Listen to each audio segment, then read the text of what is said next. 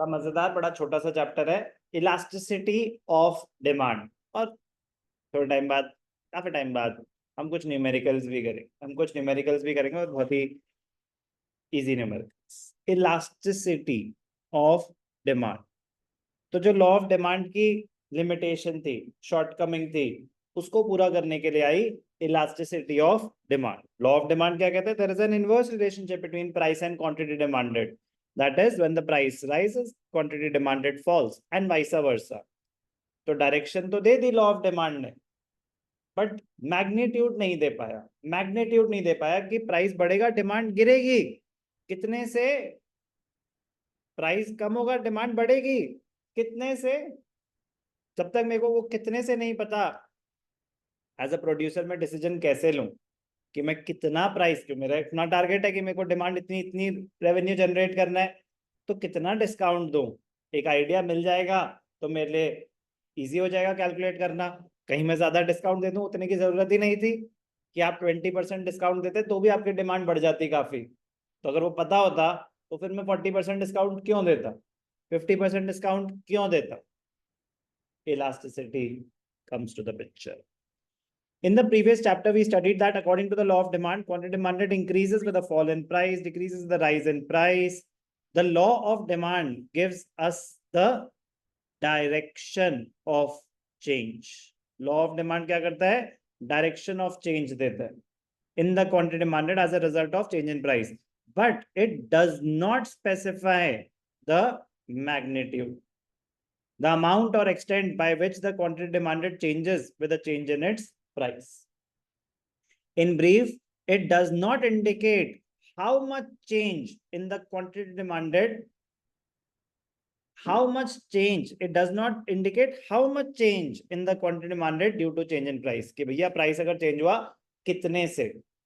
Therefore, the concept of elasticity of demand was developed to measure the magnitude of change. Suppose the price of computer falls by 20%. According to the law of demand, computer की demand बढ़ेगी. However, it does not indicate कितने से बढ़ेगी. In such cases, the concept of elasticity of demand becomes important in knowing how much there will be an increase in the quantity demanded of computers when the price falls. The concept of elasticity was developed by Professor Marshall in his books Principle of Economics. Objective type के लिए important question. तो क्या है ये concept of elasticity of demand?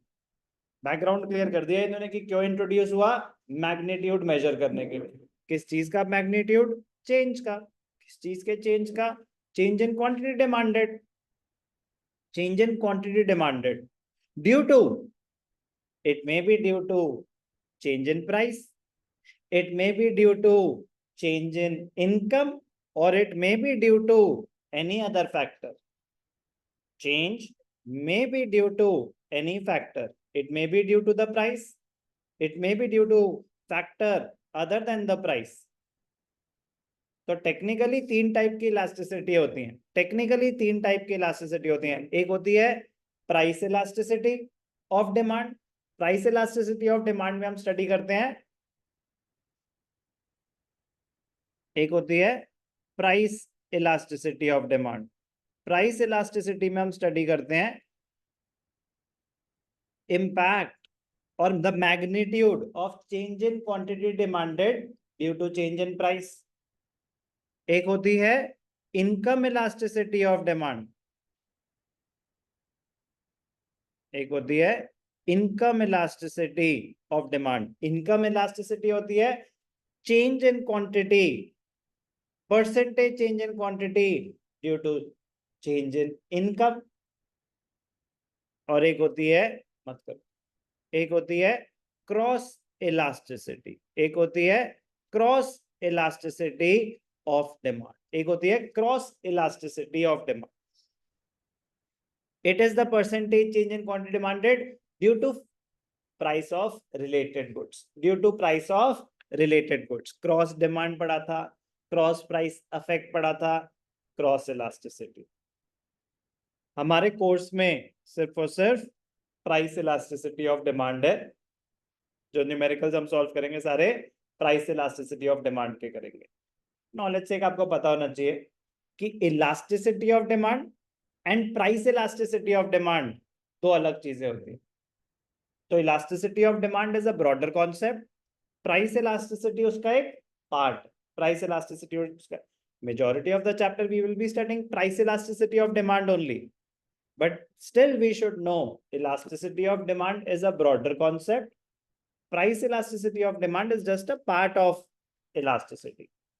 elasticity measure जो करी जा सकती हैं तीन टाइप की होती हैं, price elasticity, income elasticity and cross elasticity.